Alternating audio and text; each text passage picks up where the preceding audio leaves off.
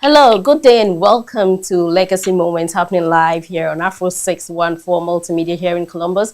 We're streaming live on Facebook on Afro 614, on YouTube on Afro 614, and around the world on Afro614multimedia.com. My name, as always, is Achwa Anochwa, your regular host, always coming through with conversations that change the way you think. Well, today is very exceptional because I have a very special human being, someone I've been wanting to speak to for a very long time. I really prayed for this day, and I'm super excited that this day has finally come, that we have an honorable man to share his life story with us. I know I shared the flyer on most of my social media platforms. Loads of people are very familiar with him. But for the benefit of people who do not know exactly who he is or what he does, well, I'll just give you a tip of the iceberg, but I'll allow him to flow with his own story. You can also be part of this whole conversation via a number of our social media platforms on Facebook. Just send us a DM. I hope and know you have a lot of questions for my special guest. We are more than ready to get all your questions answered before the program gets to an end. And also, you can bring your comments through Facebook, YouTube. Let us know where exactly you're watching and listening to us from. And if it's your very first time joining us, well, thank you so much for stopping by and for supporting us. This is Legacy Moments, a people-centered inspirational program, basically bringing people of all walks of life right here into the studio, wherever you are in the world, to share their life stories with us so that we celebrate them. And before we do that, I always have a special quote that I always want to share with you. And today's quote is from Drew Barrymore. He says, "Life is very interesting. In the end, some of your greatest pains becomes your greatest strength. Life is very interesting. In the end, some of your greatest pains becomes your greatest strength." So my special guest today, can be defined or described as someone noted for creating content to educate people on a number of things, covering issues on leadership, wealth creation, immigration, and family lifestyle. A product from the Accra Academy. Well, he graduated doing business, also went on to the University of Ghana, where he also had his major in political science and did some minor in sociology. He furthered to studying in Canada, where he was on a full scholarship. Indeed, my guest is, a man of all phases. And today, or tonight, or this afternoon, wherever you are in the world, we are ready to hear his story. And so, as an achiever, we say, welcome, welcome, Chorkor Millionaire. Thank you so much for taking time off your very busy schedules to join us. Akwaba to Afro 614. We are super excited to have you with us. Medase. Thank you so much, my sister. Not sure. Thank you. Thank you. How are you feeling? Everybody, for your listeners in the US, but especially in the US. I'm happy to be here. Welcome. And we also say hello to Canada, say cousin countries. And welcome. Yes. Yeah, all Canadians, so we're happy to also join everybody watching and from all over the world. We appreciate everyone joining as well. Right. Thank you. And so before we start today's conversation, I just shared a quote that I just want to take from. It's from Drew Barrymore. He says, "Life is very interesting. And in the end, some of your greatest pains becomes your greatest strength." What do you make of that? Can you take that quote one more time? Life is.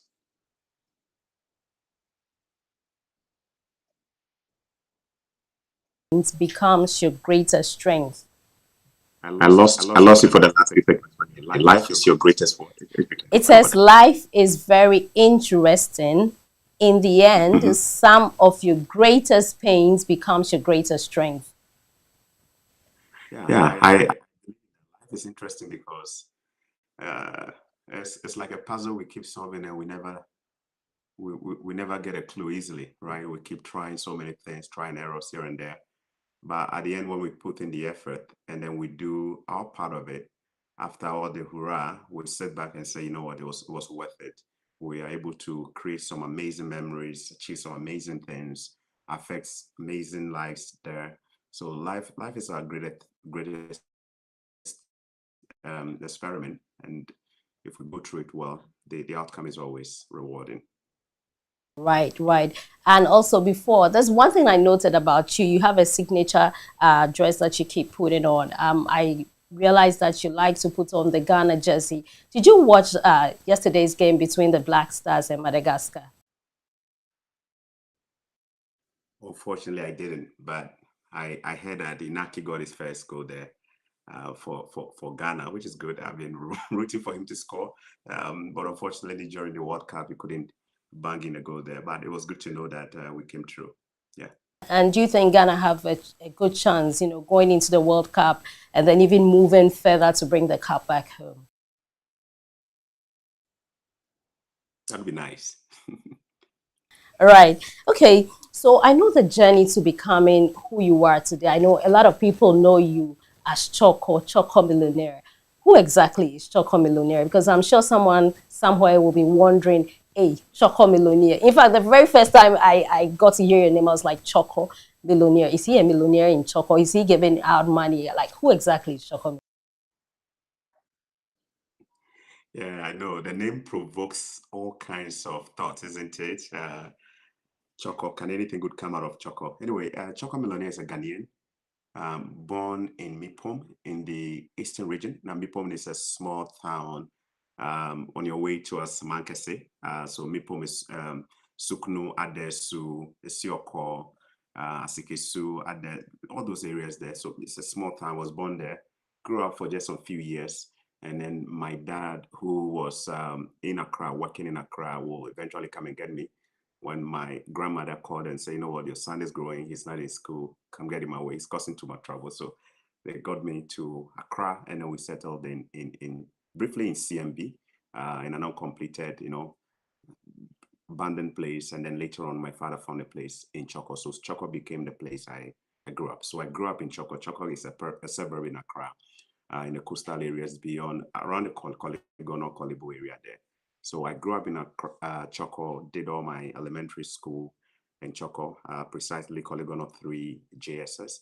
I did my elementary in Chorkor Presby Primary, and then I moved on to do my junior high school at Koligono 3 JSS around the Mamprobi Tuesday Market area.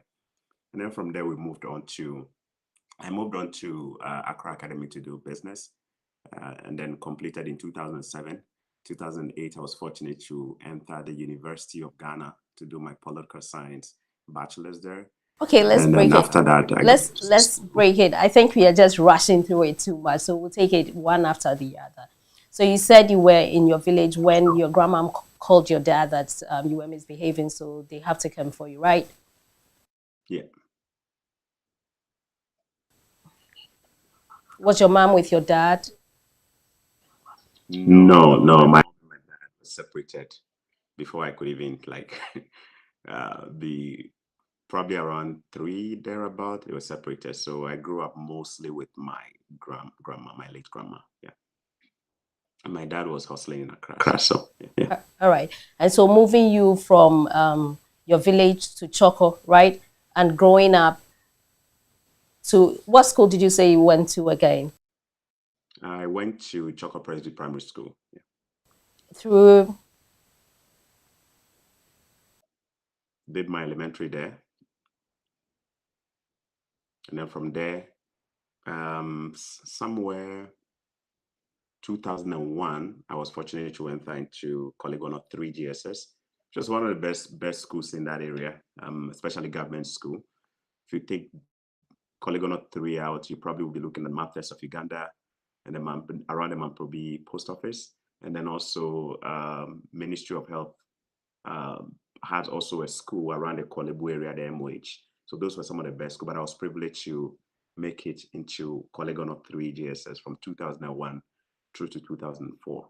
right. Then So what after are that, some of the fond yeah, what are some of the fond memories you recall growing up? I know as kids we all have fond memories that we can never forget about.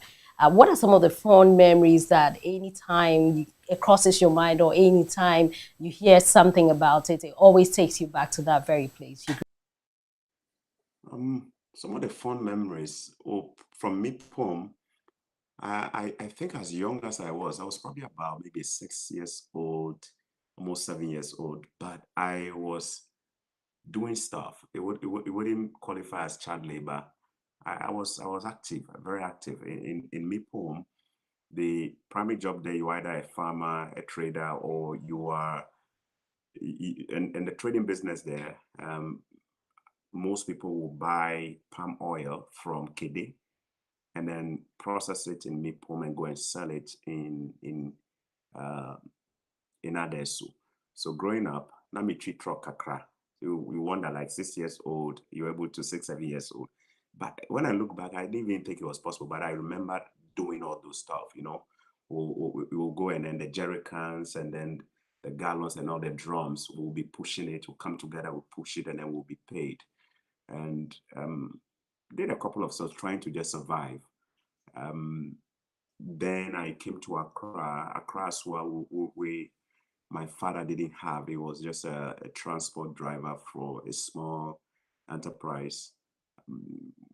And there was not much money. We will sleep in this small room, all of us, myself and other siblings. And going to school was like, some of the memories there, Charlie, wasn't easy. Um, my clothes were torn for most of the time. People will be laughing at me and mocking.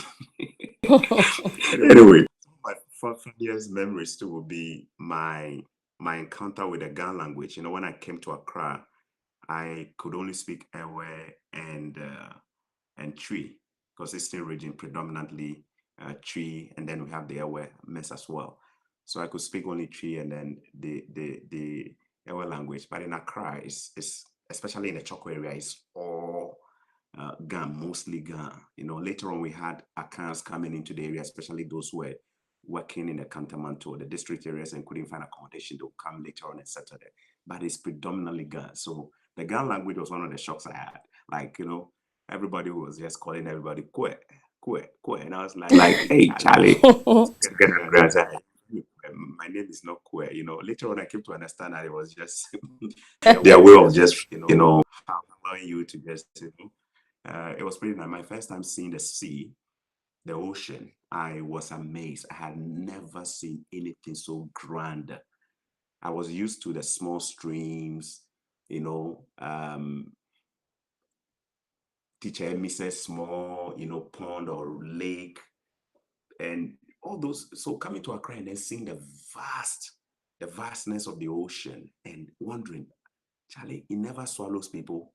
Like, it doesn't roll, the current doesn't roll. For me, I was amazed. It was one of my shocks.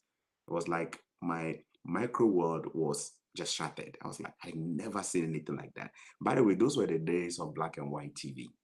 So it wasn't the days of like, color TV where people were just watching. To even watch TV on Sundays, we only watch TVs on Sundays back in Mipom. And somebody in the area, Atapapa, we used to call him Atapapa because the wife, Atamami, selling kenke in Mipom, they would put a TV, black and white, in front of their house on Sundays, and people would gather just to go and watch cantata. No, Akan drama. Those times it was Akan drama. And I hated talking point. The guys would talk. We too wanted to Hated watch. talking points. We're all waiting for a can drama, right? Yeah, all of us at the concert party, those days, the likes of Incomode, and then, those were some of the memories I had growing up.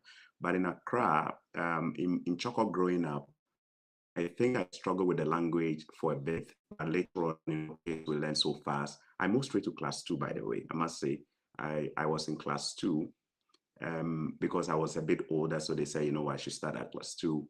And for me, it was quite an experience sitting in there trying to get the language right, mingle, even though the teachers would teach in English, predominantly everybody is speaking Ga skates, right? So it took a bit of time, but I got along. And in no time, I became the class prefect. And throughout, like the rest was class prefect throughout, settled in nicely, and I became one of them. Yeah. Some of my Being earliest a memories. leader, someone who didn't even get to go to class 1, just get into class 2, and then topping the class meant you were a very brilliant student. Yeah, I was naturally brilliant. And I think my brilliance, I'll credit that to God, but I think my brilliance could also be because Charlie, knew if you were grown up kids at home. Sometimes when you are street smart, you become very smart naturally, right? Intelligent. So I think some of the things we're doing back home, the hustling back home, even at 6, 7 years old, say mid home, going to work for money, hanging around with adults, naturally it opens up your mind. So when I stepped into the classroom, it was a little bit easy for me to, get along, understand how reading and writing works and so all of that. Yeah. Um, I did, I did class 1 or 2 in Mipom Presby school, but I didn't last. I think I was in there for just a year or so, and then we couldn't get a school fees part sorted out. So I was pulled out and I stayed home. And then later on, my grandmother will get my father to come and get me to Accra. So that's what, yeah, happened.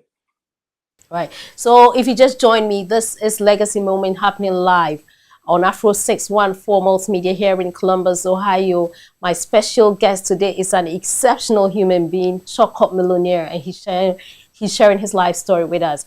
And so, Chorkor, back to our discussion. What are some of the fond memories you also recall in secondary school? Because I know a lot goes on in the secondary schools, and you mentioned that you were in Accra. What are some of the fond memories you can recall? Talk about Nino's Night, entertainment night. I mean, it's a boys' school. What are some of the things you can tell us about? Secondary school, the earliest memories will be probably my struggle to get registered for secondary school. I had admission to Accra Academy, Presec, Legon, and then Laboni. Presec was my first. I wanted to do science because I was so obsessed about becoming either a pilot or medical doctor. And I think the choice they gave me that I didn't like it. I think they ended up giving me visual arts or something. I said, no, there's no way I was going to do that. And a cracker had put me on for science, which was my first choice. And then Laboni also had me on the list. So I went to Presec trying to get my way around to see if I could. And I didn't have nobody followed me, it was just me. Sat in the truck for the first time, went to Presec.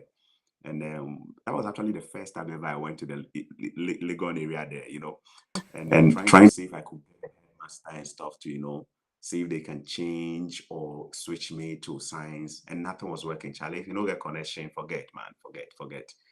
So it didn't work. And I went home and I remember meeting some people who were my senior in back in GSS. This very guy, D-Roll, I forgot his first name, but D-Roll, he had a nickname, D-Roll, very sportman. He was doing all kind of sport and he was ahead of me in KG3, the same GSS I went to. So D-Roll met me, and he had also taught to me at some point during our BEC preparations, private classes and stuff. So D-Roll said, hey, Charlie, what school will you get? And I said, oh, Charlie, I had a cracker. And I had Presec as well. I had Laboni. But I really wanted to go to Presec. And then they was like, oh, but Charlie, Accra is a good school. Accra is a good school, it's the best business school in Ghana. So you probably should go there and then try it, Charlie. I said, okay. He himself, he went to Accra Academy, so he convinced me. And I said, you know what, then maybe I'll consider Accra. Otherwise, I would have actually considered Laboni as well, because Laboni gave me science as well, right? But later on, I said, you know what, let me just go to Accra. And before then, I had this mindset about Accra, that Accra was like a rowdy school, just like everybody also had. So I didn't really want to go there. But later on, I visited the campus, the beauty of the campus, the architecture, the way it's built, just like Legon or Achimota. And I fell in love with it. I said, you know what, Charlie, this might just be where I'm supposed to come. So I went in. The registration was a problem. It was a problem. I was supposed to pay 618 Ghana cedis as a day student to get myself registered and then to go through my orientation and stuff. That was a school fees, admission. This was a day student's fee though, not a boarders fee, day student. But it was tough. No money. My father didn't have it. And at that point, I used to think that my father was just wicked. He didn't want to pay because I was the only person among pushing, trying to go to school. I used to think my father was just not trying enough. Nobody from the family came with me to school. Like the way you get admission and you're so excited because your family is with you going. Nobody was with me. I felt so lonely and going to school without the money as well. Nothing was clicking. So later on, I ended up relying on friends. There were some good people that got open hearts. And then they came in. I had already built friendship with our West African community, some people from our West African countries, especially Liberia and Nigeria, who were living in Chorkor. So what happened was that I contacted a Liberian woman who was living in Chorkor at that time, but had moved to the US. I managed to talk to somebody and say, can I get a contact of that woman? And I remember calling and explaining. So I got admission, but I don't have money to pay my fees. And she said she was going to send something. I forgot exactly how much was sent. It was probably around maybe $10, $15 or $20, something like that. But it was enough. I went to Kaneshi, that big Kaneshi market. I went in there, Western Union or so, cashed the money. It wasn't still enough. Then I got help from my former teacher from JSS, Mr. Anyable, my friend teacher. Mr. Anyable also, went to Radio Gold. He was staying around Radio Gold. When they pleaded with him that I've gotten admission, but I don't have the money. Then he also gave me some money. So I added the two. Then I went in and I was able to pay the 618 Ghana cedis. For those who may be wondering, the 618 Ghana cedis, those time was 618,000. Okay, sorry, 618,000 old cedis will be today's money in Ghana. It will be 61.8, like 61 Ghana cedis. Literally 60 cities and is it 60 and 18? about $10. That was the school fees, about $10 Canadian today. So 61 Ghana cedis, 61 Ghana cedis and maybe 80 pesos, something like that. That was it. Roughly around 10 Canadian dollars. That was the school fees I had to pay. And day student, I couldn't. So imagine being a boarder. I wouldn't have even entered a boarding school. I wish I had, but I couldn't. So it was really tough. Then I got registered. And during the orientation, all of us in our white and our mufti and stuff like that. And after the orientation, they say, oh, you can go to your classes and then go and register. Science students go this way. Business students go this way. When everybody was going like that, I just looked and I remember Diro. Diro said, but Accra is the best business school. So I told myself, if this school is the best business school, what am I going to do in the science class? So whilst everybody was going like this into the science class and I was supposed to go there, I changed direction. I went to the business class, sat in quietly. They brought the register, wrote my name inside. They went into the register, and the rest was just history. I became a business student. The violent took it by force, and I took the business class by force. Nobody questioned me, and I sat in blended in Iceland and became a business student. That's how we ended up finishing Accra Academy. But Accra was tough. Accra will probably be the one place that I would say that I was growing, teenager, young boy. My mind was opening. I was almost like an adult. And I became aware of the realities of poverty, that not having, right? People used to mock, and trust me, we're all kids. We used to we always mock our friends and stuff like that. But it was so sharp. I felt that classmates reminded me all the time that we didn't have. People mock you for where you came from. In fact, just the first encounter with your form teacher, where are you from? Which school did you go to? That was even a big, big, big, big deal. Everybody was mentioning, my name is this from Association International. My name is this from Herman. My name is this from the school airport. Blah, blah. Then we alone, when it gets to our time, and then when I mentioned Polygon 3, everybody was mocking. People were mocking. Hey, Charlie, they will mock you and be like, hey, colleague, no, that lagoon, the smelling lagoon, they will mock you. Were they So mocking when you you got to for just mocking sake, or because I know boys' school are very fond of doing that? Do you think other secondary schools would have done the same? Because it's a culture, trust me. And then go all the way to university, it's a culture. Actually. We mock for fun. And I would say that they did it knowingly because they just wanted to hurt. I would say that it's a natural part of the growing. Sometimes, Charlie, you need people to tease you and mock you to help you to emotionally build yourself up. You know what I mean? But some of those teases here, they can actually leave a mark on you. They can leave a scar on you emotionally and stuff like that. They can also have a way of pushing you up to be a better version of yourself. I felt that it killed my self-esteem for the most part of my high school education. I wasn't confident to tell people I was from Chorkor. I wasn't confident enough to tell people where I lived. I hardly showed any of my mates where I lived, apart from those who were from that area and knew I was from Chorkor. In fact, it got to a point I wasn't even telling my classmates that I was actually from Chorkor. I was telling them I was from Maprobi or something that somehow, And if you know this, like a lot of people from these areas, we always look for the well-to-do areas and we use those places as care of to just show people that this is where we live. So Right. that's what happened. For most part, I used to tell people that I'm from somewhere Right. or I'm from All right. B because it was the more desirable part of that area there. So we used to catch and say we're from Maprobi. That means we have Sean born and we were so proud.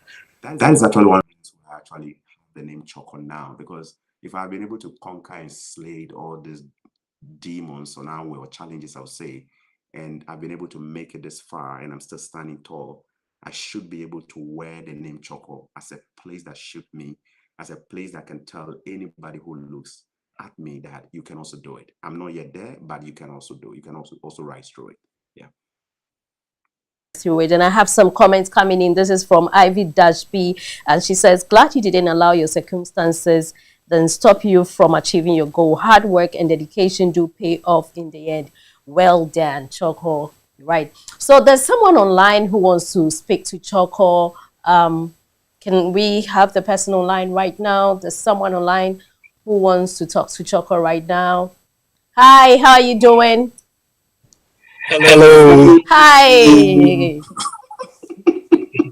Welcome to Afro 614. How are you doing today? I'm doing great. Amazing. Right. Can you tell us your name and who exactly you are? All right. So my name is Dr. Roxon. I'm a very, very good friend to Chorkor Millionaire. So yeah. So can you tell us who exactly is Chorkor? I mean, if you say Chorkor Millionaire, how will you describe him as a friend? Normally you see when guys meet girls and they're like, oh, I think an angel came from heaven. I can describe Chorkor Millionaire as an angel sent from heaven. This is not to make his health swell, but it's actually an angel sent from heaven. He's a good Christian. People claim they are Christians, but from people's life and how they live it, you can know that this person is a manifestation of who a true Christian is. His lifestyle, his way of relating to people shows that he's a real Christian, not by just religious designation.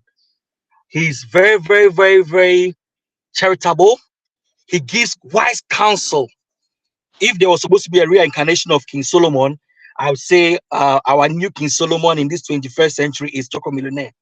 I'll give a clear example. I never had dreams of coming to Canada. I started and I lost hope, and he chanced upon me whilst we were talking about life. I was there in Saudi Arabia making good money. And I was like, dude, what next? I would like to try this Canada thing, but I tried it once, it didn't work. He said, okay, do this, do this, do that, do that. Within 4 months, I had gotten my permanent residence. Within 4 months, 4 good months, I got my permanent residence. He's somebody who would give you the right counsel at the right time. Just recently, I was going through some tough times, and in a split second, by just spending 2 minutes on the phone with me, he gave me a life-altering decision to make, and it has really changed my life. If you want to know who God will send to you as an angel, sometimes the people around you are the angels God will send. And for me, one of the angels God sent to my life is Chorkor Millionaire. I've been so grateful to him. He has supported me. He has supported my wife. He has supported my family entirely. The first time I came to Canada, he gave me his full 3-bedroom house to live in rent-free for 2 months. Who does that? Only Chorkor Millionaire. I can tell you rent in Canada is expensive. But for 2 solid months, I lived in his house rent-free. Even getting my driving license in Canada, this man took me driving for free, taught me for free with his own car. People are paying hundreds of dollars to get teachers. That is one. People are paying hundreds of dollars to use a car to go driving for the test. This guy did it for me willingly from his heart until I got my driving license. He never took a dime from me, not even a kobo. So if you want to say who Chorkor Millionaire is, for me, one of my angels God sent from above is Chorkor Millionaire. I don't want his head to swell. But if somebody once changed my life, I would say it's Chorkor Millionaire. He gives the right counsel. He's a good friend. I got sick. in Canada for almost 10 days because I changed environment. For 10 solid days, he and his wife were tripping the hospital. Breakfast, lunch, breakfast, lunch, breakfast, lunch. How are you doing? I was in intensive care, isolated. Canada, everybody's busy. Nobody owes anything, but he dedicated his time. I can't pay him back. But it's an avenue to tell him that Chorkor Millionaire, you have a friend and a brother who would always appreciate you for all the help you've given to me and my family. Even recently, when I had my second child, she was the person who took me out from the hospital in his own car seat. You know, in Canada, when you give birth, if you don't have a car seat, your child is not living in a hospital. He came in, took us home. I don't know what else to say. But for me and my family, we will forever be grateful to Chorkor Millionaire and by extension, his wife. They'll be very, very good to myself, my wife, and my 2 kids. So, my brother, today I'm here to celebrate you. I'm here to celebrate you. If nobody will celebrate you, me, Dr. Roxon, my family and I, we are here to celebrate you. They say teachers' blessings are in heaven. For you, your blessings will manifest here. Because some of us, we won't wait and we will call you, oh, he was a good person. No, he is a good person. It's about time we let the person know that this person that some of us have come across and are related to is a good person, and the whole world should know this. Wow. My brother, I love you. God bless you. Thank you. God bless you too. Thank you so much for stopping by and coming in to share such I don't know how this beautiful and encouraging words to great Chorkor Millionaire. Chorkor Millionaire, well done. Congratulations, Aiko. Thank you. I appreciate it. Madam, you didn't tell me you were going to allow Dr. Rosen in here. I just hope I'll have the strength to do the rest of the interview. I'm trying so much not to be teary. Yeah. But I appreciate it. Thank you so much. God bless you. Nyamisha, why? God bless you. And you. so if you just joined us, right, if you just joined us, this is Legacy Moment happening live on Afro 614 Multimedia here in Columbus. We're streaming live on Facebook on Afro 614, on YouTube on Afro 614, and around the world on Afro614multimedia.com. Like I said, today we have an exceptional human being, Chorkor Millionaire, a great, I don't even know how to describe him. And we just heard from his friends telling us so many things. Now, please subscribe to our YouTube channel on Afro 614, like the page, follow it, on Facebook. Please keep your comments coming, like it, share it, and let other people also know who this great man is. And I just have some comments still trickling in. Chorkor Millionaire, everyone is saying a lot of things. An angel sent from heaven. This is from Yaya Harun, from Fifi Aqua. He says, Shavi mate, Father Bushels is proud of you. And from Lenin Gum, saying, yes, he is indeed a true reflection of a Christian. From Humphrey Ashirifie, he said, wow. And from Davido Awukudako, he says, God bless you, Chorkor. From Ivy Dash B, she says, a true friend. From Edna Naira Agboche, he says, she says, Efo Chorkor Millionaire, God bless your heart. So please keep your comments coming in. Please keep your comments coming in. So, Chorkor, if you are on, let's move on. So, tell us some of the things you also recall in Legon. I mean, when you went to Legon, which house were you in, or hall? What are some of the things that you also recall?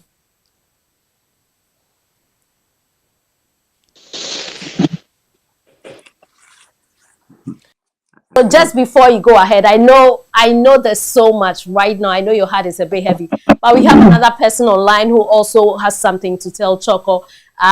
Can we have the person join us? Hi, hello, who are you?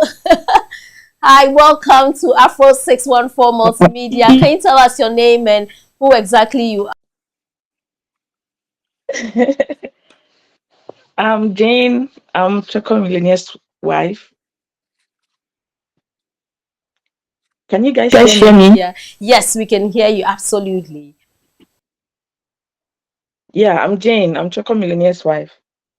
Jane, for joining us today. So, Jane, if you can tell us a little bit about Chorkor, who exactly is Chorkor Millionaire, and how would you describe him as he has? First, I'll say Chorkor Millionaire is my husband, and I'm privileged to have married a man like him. He's very understanding. Yeah, he's God fearing, and he's the kind of man that I think every woman would wish to marry. And I'm blessed to have him by my side. And he's somebody too who is willing to help others, even if the person is not even ready to be helped, he's willing to help them and show them that there's a There's a way. way. There's a There's a way. way. Yeah. Yeah, so I know Chorkor is a very busy person. How are you able to, schedule time for yourself and also have time for family and other things? Yeah. This man is a busy man. Sometimes it's not easy getting him. But he makes time. He tries to make time for the family. We have family times. There are certain things that when he knows it's time to be with the family, he leaves everything he's doing to be. I think most people see in his videos that, oh, he's always with the kids, this and that, this and that. Maybe I'm also busy doing something, but he tries to make time. Sometimes I don't get the time. I don't get the time. Maybe I'm busy doing something or I have to go to work. He will stand in to take care of the kids, make sure they go to school whilst I have gone to work. Yeah, it's Is I don't know. I guess you guys put me in a very very difficult difficult spot, spot. but yeah, I Difficult I wasn't spot. wasn't expecting expecting this, this, but but I I tried. tried. Yeah. Yeah. Don't worry, Chorkor Millionaire is such a great man that he needs to be celebrated. And that is why he's on here, that we are celebrating him today. So if you would describe Chorkor Millionaire in one word or in one sentence, what exactly would you say? What will I say? Is somebody who is selfless. He goes all out. If he says, if the spirit dawn on him to help this person, he goes all out. Even though if it will cost him anything that it will cost him, he will just say, I think we should help this person. And I understand him. I know that's what God wants to use him. That's what God wants to use him for. And I understand him a lot, and I try to help him in anything that he puts his mind to. Yeah. I don't want to take so much of your time. So your final and last words that you want to tell Chorkor. Oh, I want to tell him that he should continue what he's doing. He knows I encourage him most of the time. And to be frank with you, I always watch most of his videos, even if I love listening to him. He's my husband. When he's talking, sometimes he's doing his videos. I'll be at work on in my when I'm on break. I'll just tune in and watch the video. Like I love listening to him when he's talking to people. Sometimes I'm home, maybe in the kitchen doing stuff, and he's talking to people. I know the way he talks. I cannot talk. Let me say I'm not a talkative like him. And I'm still learning from him. I learn a lot from him. Yeah. So I love it. I love to listen to him when he's talking to people. And I would say that is the kind of person who goes all out and is willing to help people. Yeah.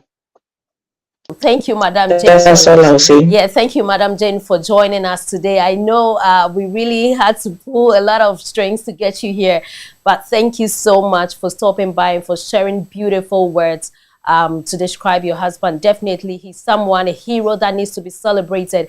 All the comments coming in and messages trickling in, everyone is saying he's a great human being. He's a great human being, and definitely that's the reason why this program is here. So thank you, Jane. Thank you, and may God bless you and continue to be the loving wife that you are. God bless you. Thank you, and thanks for having me. I know it's a surprise to Surprised him. He to him. wasn't expecting me to be on. Definitely, we just wanted to get him on the spot. Yeah, right. And Yeah, so, Yeah, thank thank you. you. you're welcome. Chorkor Millionaire, how are you feeling right now? Should I give you some time to breathe in and out before we continue with the interview?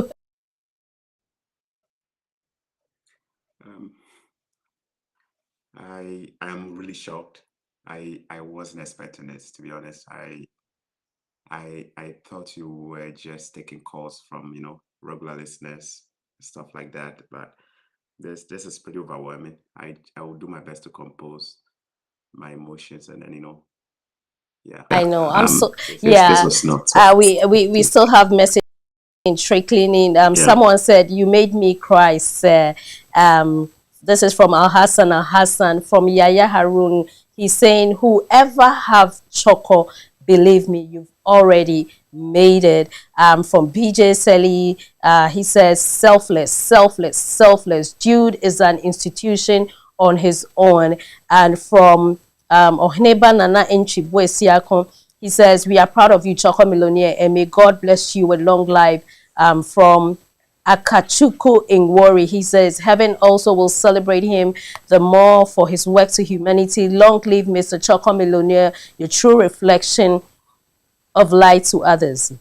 Right, so we'll keep reading the comments. Please keep your comments coming in.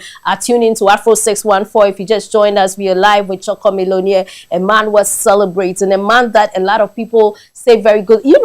Mostly what I know is when people die, that is when we take our pens and papers to write long tributes, to say lots of things.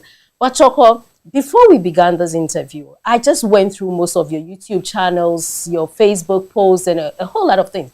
A lot of people were saying, "Good man, he's a helpful guy, he's this, is that." How do you take all these? Because I know it can be pretty overwhelming. Everyone is saying Chorkor is a good guy. Thank you for helping us. Your friend just, said you gave him a 3-bedroom apartment. You didn't take anything. And he's not the only one who's saying that. Lots of people say that you don't even take anything. How do you do all this? How are you taking it? I think it's Christ. It's Christ. This is a life Christ wants us to live, and it's not an easy one. It's not an easy one to be a Christ follower. If you have that encounter, you have to die empty. You have to die empty. The Christian journey, in the truest sense and form, is a life of sacrifice, um, and it's not easy for me. I think an encounter I had. I've been a very critical Christian. I almost became an atheist in the University of Ghana when I was going through the toughest moments of my life. The University of Ghana. I used to go to church, but I was a nominal Christian, just showing up and going. Nothing was really spiritually going on. It was my coming to Canada that had the biggest impact on me. At some point, I was going through some of the lowest point of my life, and I was low. I was low in every way.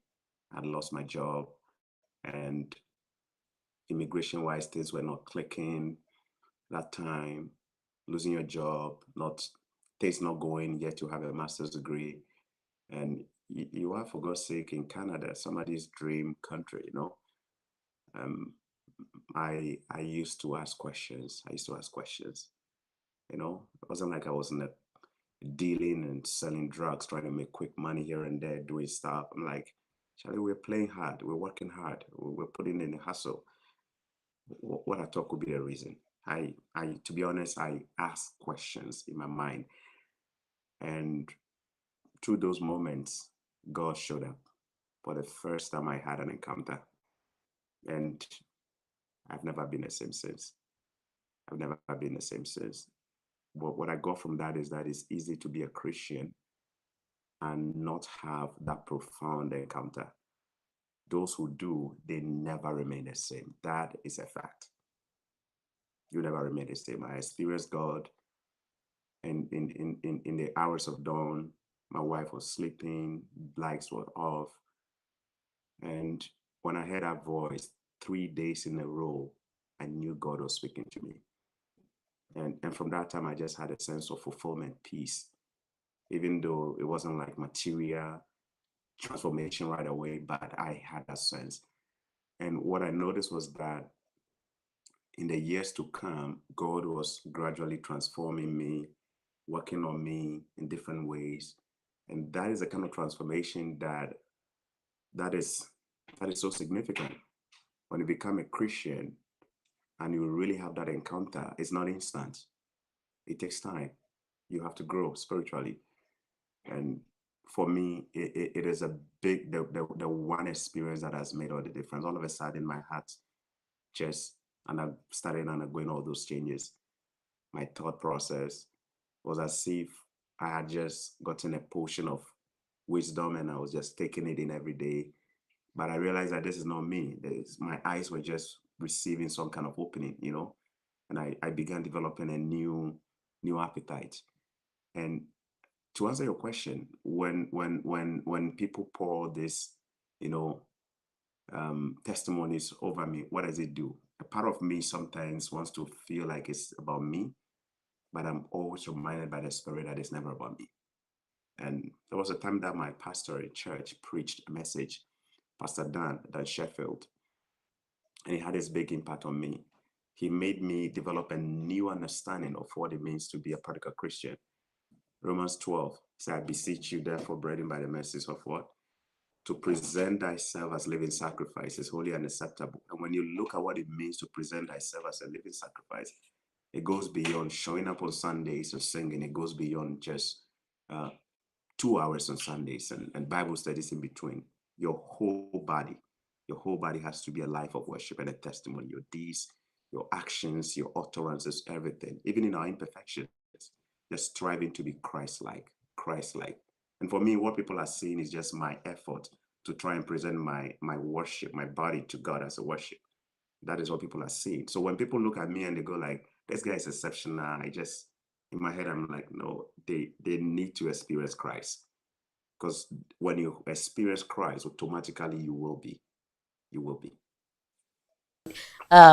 You said in everything we just need to keep striving hard to be wherever we are. Choco, I am struggling to read most of the messages strictly in. I mean, everyone is saying something. He is indeed a good man. Peter Mafani is Sembe from Cameroon.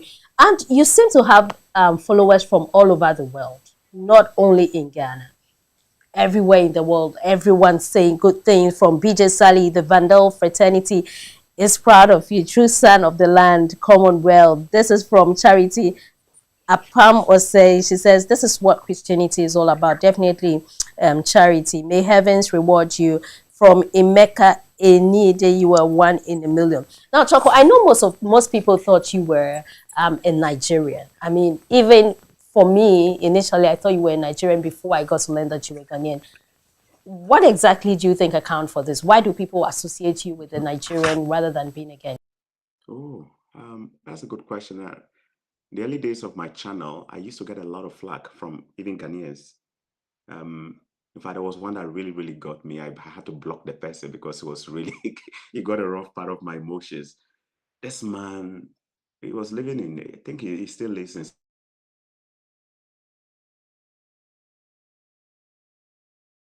are not a Ghanaian, you are faking to be, he used to always, that was the only thing he used to write. And he used to get me. I say, it's like I have to prove to my own people that I'm one of them. It was hard. And the reason is because I tend to have a bit of the Nigerian accent, and I could sneak in a few words here, Igbo and Yoruba words here sometimes. And I vibe with the Nigerians easily. The Nigerians connect with me too easily. But what people don't know is the background. You see, my days in Chorkor, especially from JSS all the way to secondary school, life was so tough for me. My sister, life was so tough. What to eat, where to sleep. Charlie, I say one of these days when I go to Ghana, I just have to do a whole documentary for people to see where man was. I know people may have gone through worse, but it was tough. It was tough. What to eat was a big hassle. It was my biggest goal. When you wake up and you're like, what do I eat? You know what the people God used to actually affect me and provide for me? Nigerians and Liberians. Nigerians and Liberians. There was a Nigerian family, uh, uh, um, 3 guys, 4 guys who were actual and Tema. Anybody who lives in Chorkor knows this guy. They are just from across the organizer. Just before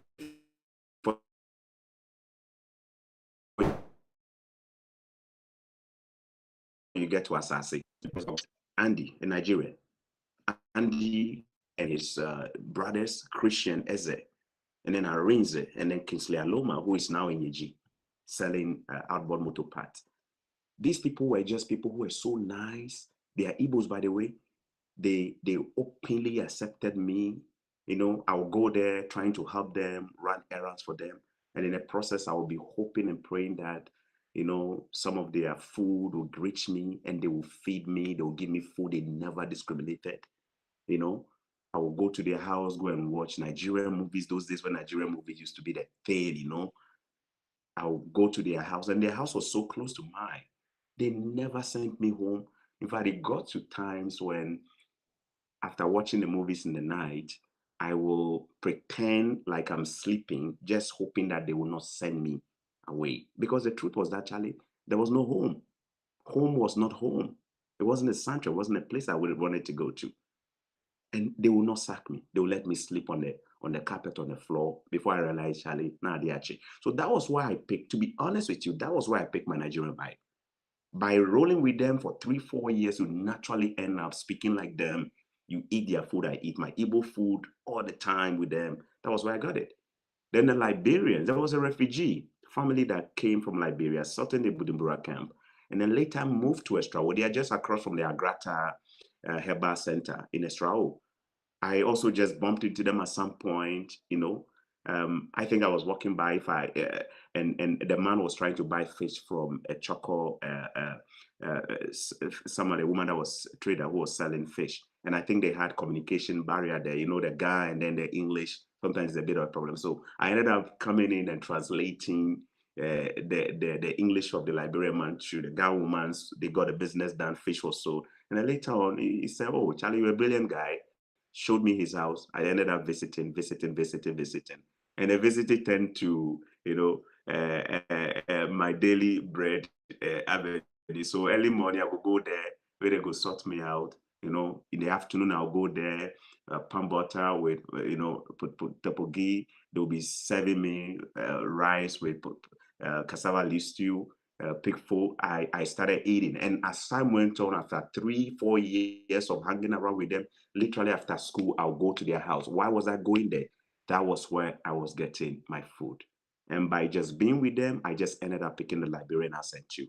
So that was how come I got it. But I didn't know that in the future, on a platform like this, given what I do, it naturally will become a beneficial thing. You know, so when I started and Nigerians started checking my videos out, other nationalities, it became so easy for me to switch. And I'm a lover of language too. I try. I don't speak as many languages, but I learn fast. So when Nigerians started trickling in, it was easy for me to connect with them because I know the culture, especially the Igbo culture. And I know them so well. So they accepted me easily. That is a story. But for the Ghanaians, they saw me as a sellout at the beginning. Most people saw me as a sellout. Most people thought I was fake. Most people thought I was not original. Most people thought I was, and I have been true to myself for a moment. I don't At the beginning I was very emotional about it, but I am so mature to the point that I don't let things get to me easily. Yeah. Right. Yeah. And you also So that mentioned is why. you mentioned that you're a lover of languages. I also learned that you speak some French. How true is that? Yeah, the French is pretty basic, but my French will be from GSS. Mr. Hiable, the same man who gave me a part of my school fees for Accra Academy. He's very good teacher. In fact, I would say the best French teacher I've ever come across, and the only one I had. Just 2 years, because he came in late Form 1, GSS 1. We never had a French teacher for a while. Then he came in late GSS 1, and we only had him towards GSS 1 ending through Form 2 and Form 3, but I took it really, really serious. And I had a disadvantage too. So that inspired me to learn the French or take it seriously. Most of my colleagues who were in KG3, my GSS, had a background from private school. So they did French for the whole elementary. Some of them were coming from St. Michael's, Michael's and All Angels in the Coligona area. Majority were coming from other private schools to Coligona 3. And they were already doing French. I came from Chorkor. Chorkor, you were born and Chorkor, we dey speak Gan. If you go with speak the English self, we go speak 30% English, we go speak 70% Gan. So for me to jump into GSS and then all of a sudden, you know, aller, avoir, être, you know, everything masculine and feminine, genderlizes, I had to put in extra work to be able to keep up. And when I did, naturally by doing so, I just fell in love with it. And I think the man had a way of making it so easy. It was so fun. So I was just cruising and enjoying. and nobody ever beat me in French. That was on record. I was just a top student throughout, but I only did it for 2 years. But I took it really serious, and at some point, I developed the interest for it. So that is it. But it's pretty basic. I can understand some words. I can read. It's pretty basic. I'm hoping to also improve on that. Yeah. There's some messages trickling. I think the Ghanaians and Nigerians are fighting over you right now. So you have to choose which country you want to belong to. Because from Humphreys, he's saying, proud Ghanaian, we can trade him for any other nationality. Yaya Harun says, we're just waiting for him to come and collect his Nigerian passport. So right now you're in a hot soup. You have to choose which country you want to belong. Joe Boy says, he looks Nigerian too and got a Nigerian hat. If Joe Boy can explain to us what a Nigerian hat looks like, how different it is from a Ghanaian, we'll be very happy to know. Gabriel Inkum says, a good brother from another mother. Buddy Lee says, I'm so happy I didn't miss this interview. Thank you so much, Buddy, for joining us. Well, this is Legacy Moments, a people-centered inspirational program on Afro 614 Multimedia here in Columbus, Ohio. Just subscribe, like, and share this. We do this every Saturday. We bring you the very best, bringing you stories, what people have gone through, how they've been able to maneuver through life. We learn from it, and we also celebrate them. From Bromkin Ogber, I'm sorry if I'm not able to mention your name well. Well, he's just showing some love. And Yaya Harun, once again, once you're following, I think I've read all these messages. Right. Okay, so Choco, what is that lesson that someone has told you? Or what is that one lesson that you've learned that has shaped you in your entire life? Because, you know, as humans, we all have some codes or some laws that we work with that we try not to sway away from. So what is it? What is that one thing that you've learned? Or what is that one thing you've learned from someone or someone has told you? Or an advice someone has given you that has shaped you to become who you are? The day I started believing in myself, the day I came to the realization that I had the power to alter my own life, was the day I started listening to Les Brown. Les Brown, the American motivational speaker. I was in University of Ghana somewhere around my third year, and I forgot exactly how I chanced on his videos. I think those time I used to watch Greater Works a lot. Greater Works by Pastor Mensa. People will get the videos going around, and then we'll have it on a pen drive, and then once in a while, if you get somebody's laptop, you slick it in, and then you just slot it in and just start watching. I'll be watching the likes of Bismarck, Tudor Bismarck, Bishop Tudor Bismarck, and Pastor Matthew Ashimolo. And then throughout that, I think somehow I chanced on Les Brown's video, and it just transformed my mind. It gave me the sense of belief, because you see, the thing about real motivation, not those ones that you go for a workshop and then you feel so sensationally just empowered overnight. The thing about real motivation, real life practical motivation, is that if it comes from somebody whose background is similar to yours, who has a shared, struggle with you, and they overcome it, and they are willing to walk you through it, it's so easy to connect. It has that transformative power. So when I came across Les Brown, having familiarized myself with his background and the things he went through and how he overcame it, it wasn't like something I was just cooked for the screen. It had a powerful shift on my mind. And even though around that time life was still tough, but I kind of started believing that I have the power, I can do it. I have the power, I can do it. So I'll mention Les Brown. Then the late Jim Rohn. Jim Rohn also had a big impact on me. And then Dr. Miles Monroe, the late Dr. Miles Monroe. These are people that along the line, like, their works just transform my mindset. So the biggest thing that happened to me first was a mind shift. And then when the mind is actually in the right place, with a couple of, actions consistently, pursued and all of that over time with the right effort, with the right combinations, things begin to take shape. So Les Brown, Jim Rohn, Dr. Miles Monroe, these are the people that I think God used at different times to just shape my mind. Yeah. And so in life, I know there are phases in life. There are times that we are so excited because things are going very well. Other times we go so low. What is the highest moments, or what is the high, or where have you gotten to in life that you feel like this is definitely my highest moments? I think my highest moment is looking back and seeing that my actions, my conduct, my utterances could impact. It tells me that words are powerful, words are um, can impact. Knowing that people watch me and people look up to me, people derive energy from me, and knowing that some of the things I put out there has the power to alter somebody's life, for me, it's really fulfilling. It's really fulfilling. It's not even about what I have or the family. It's about looking back and knowing that I am also somebody who is part of the people who are having some shine of a good light in my corner, right? That I'm not counted among the stars of people who this world tragically wouldn't want to have around. That for me is the highest moment here. Right. And what has been your lowest moment? My lowest moment, my lowest moment will probably be a couple of them. Um,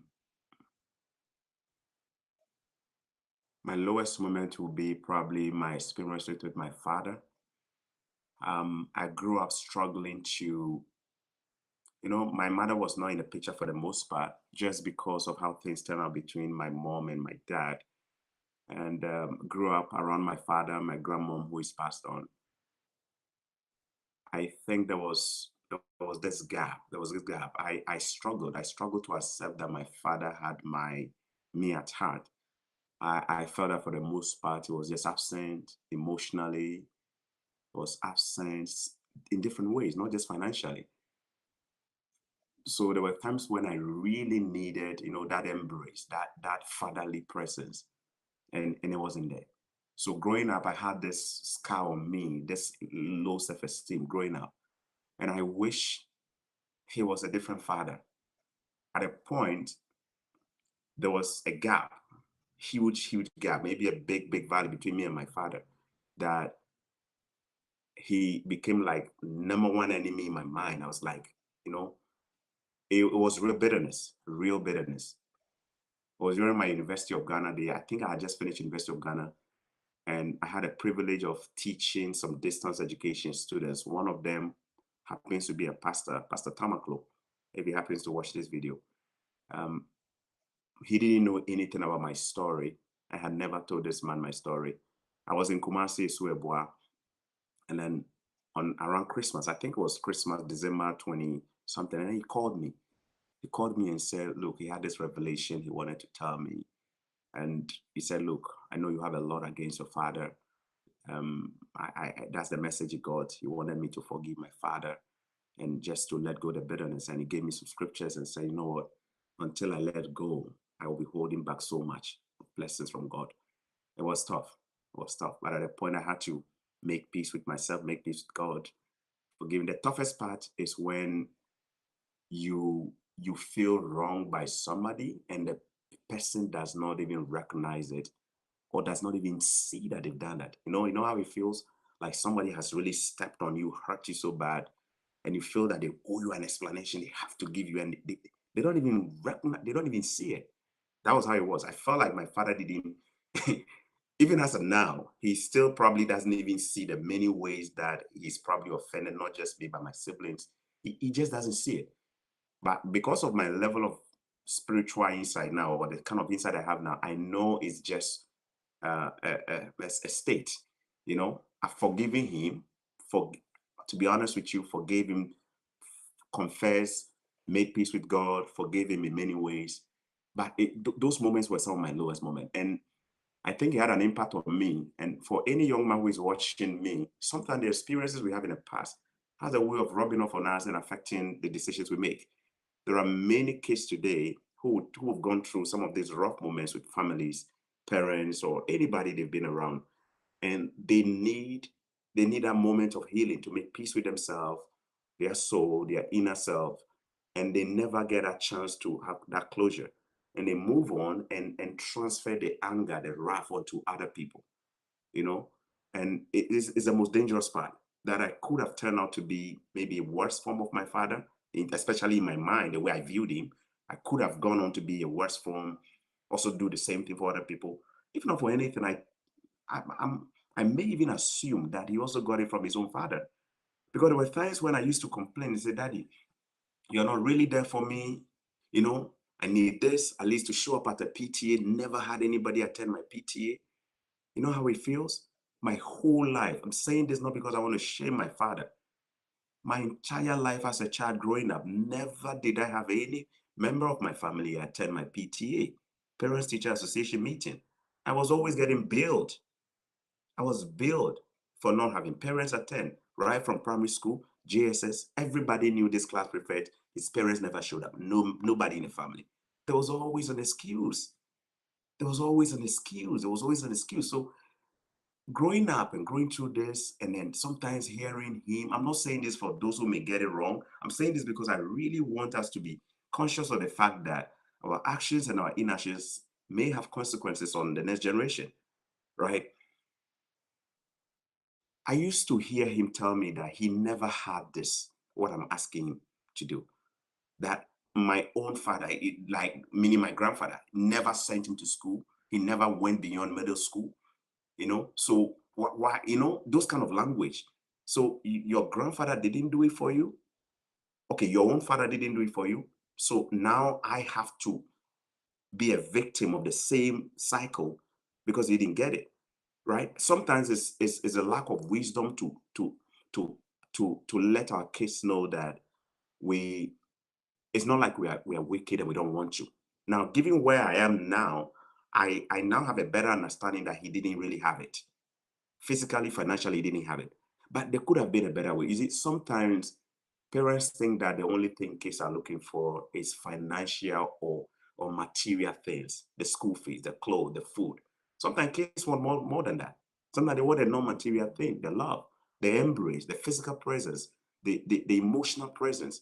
And many of us, we have fathers who are nothing short of sponsors. They put money on the table when they're gone. We never will get the embrace of our fathers before they're gone.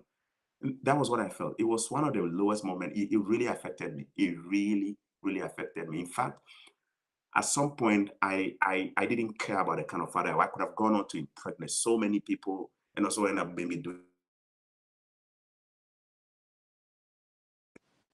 I could have gone on to do the same thing and continue the cycle and make it happen like that.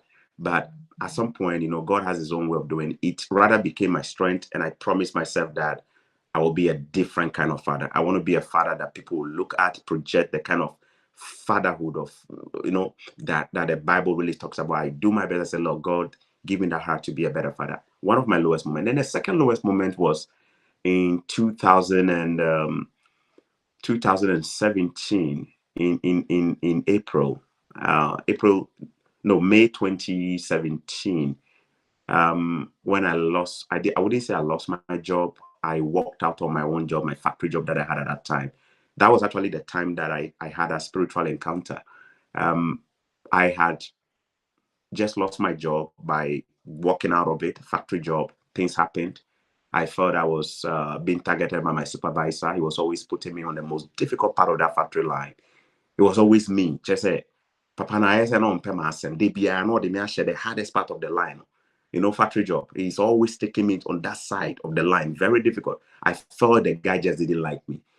It was as if he was punishing me for proving that I was a hardworking guy. And guys get this. Sometimes in this part of the world, there is subtle racism. It's not so obvious, but it could be.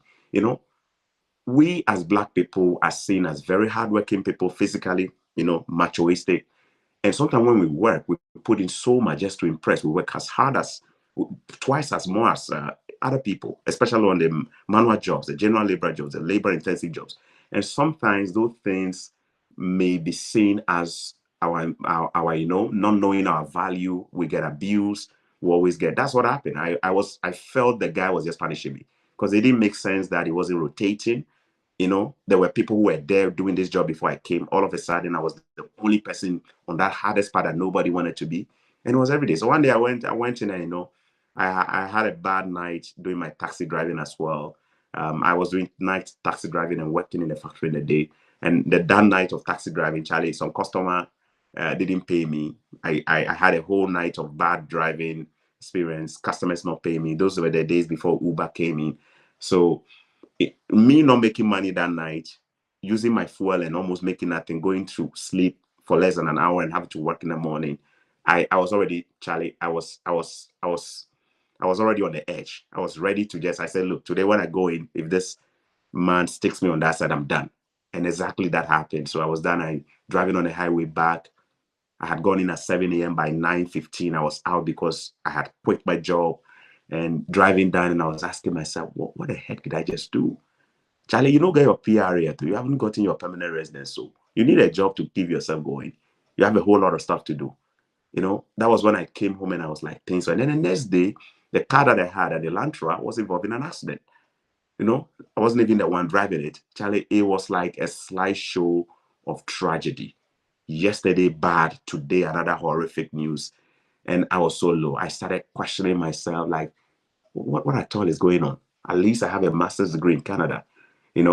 I wasn't a perfect person, but I was just doing what I should.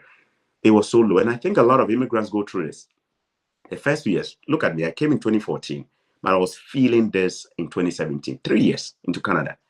Many of our immigrant brothers and sisters, we go through this cycle. The cycles of the depression, the cycles of things not working the way you want, the American dream that you came into the States with, things not just clicking, and you feel like giving up. I was there. And I asked questions. And it was those moments that I think God knew my heart was ready. And then he gave me all kinds of, signals that, hey, young man, you ought to be doing XYZ instead of moving ABC. That was the moment. And I was asking questions. The way it happened was that I used to be sitting down like this and just thinking in my head, just asking questions. I'm like, what at all is it that I'm doing wrong?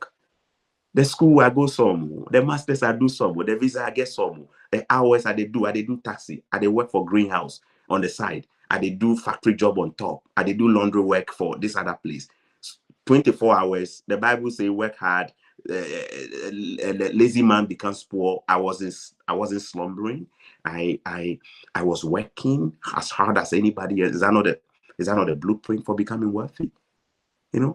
Or at least having a sense of comfort. I was doing all of that, and things were not clicking. It was as if the more I was doing, the more I was being punished. I started and I asked all those questions, and when I was asking those questions, in the midst of it, I had some signs, and that for me was when I started, the first sign when you have an encounter is not even material transformation, it's a spiritual fulfillment. Your heart just, it's like your eyes just open and you begin. That's what happened. Yeah. So those are the two. Yeah. Chorkor Millionaire, it looks like there's so much to talk about, especially when it comes to immigrants and life in abroad, and that is a whole big topic on its own. I think we would have to just dedicate some time for that because time is really running right now. But what you said about your father being one of your meltdowns, I think a lot of people relate to it. So Broom came Ogbere Joko says, so many kids go through this. It's a pity, but we will learn from our past and not to make same mistakes with our parents. And there's one from Yaya. He says, I never for good 1 year with my father since I was born. I thought I'm the only one that faced it. So there are a lot of people who relate to this, and we really understand everything that you went through. And for me, I believe these are some of the things that has really shaped you to become the person you are today. I mean, God has a lot of ways, and I think it resonates with what I talked about today with my special quote that life is very interesting. In the end, some of the greatest pains becomes your greatest strength. And I think it's a really clear indication of whatever you went through. So this is a perfect quote for you. But because of time, we would like to round up here, but we'd like to have you one more time and continue with this discussion because there's a lot of things that Chorkor is huge. We can't say everything in one single interview. But just before we go, do you have any special shout outs that you want to put out?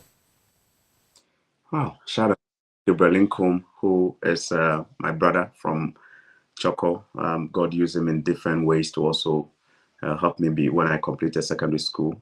Gabriel, God bless you for the many ways that God has used you. And I pray that your heart desires will come to pass. The many people who have become members of the Chorkor Millionaire family, with different aspirations, different going through different things in life. It might not be happening now, but never give up. We have the singular power to alter our lives by just our choices, by efforts, organizing our beliefs and making sure that we have the right beliefs. And I believe that at the right time, things will fall in the right place. The Bible says that all things work together for the good of them who trust in the Lord and His children, right? So just keep that faith up. Never give up. Giving up is never an option. Trust me. But there are many people whose destinies and lives are connected to yours. If you give up, you fail generations.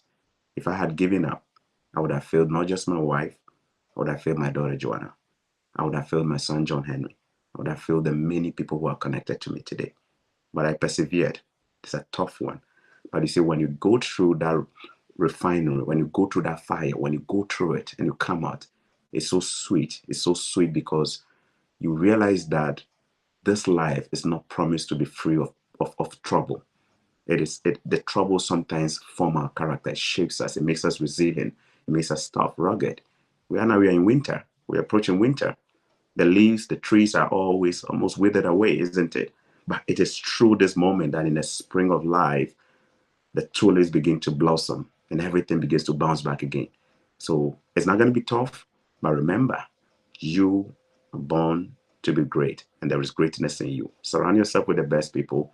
Shave off all the people who are pulling you back. Take full responsibility for your life and stand for the truth no matter what.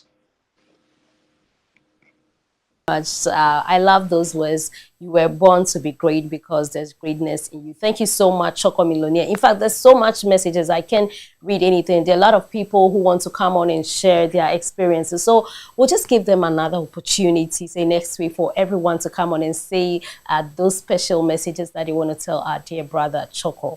And so this has been Legacy Moments with me, Achua Anocha, right here on Afro 614 Multimedia here in Columbus. Like I said, this was streamed live on Facebook. It was also streamed live on YouTube. Like those pages, share it. If you were not able to watch the whole interview, you can definitely go back and watch it because they are there for you. That is the main reason why we did this. And so we'll once again say a very big thank you to Chorkor Millionaire for taking time off his very, very, very busy schedules and joining us. Thank you for showing us so much love. And to everyone who joined us, if I wasn't able to read your messages, I'm so sorry. We'll try and do all that next week or next time, anytime that we have to have a special brother join us again. And so we meet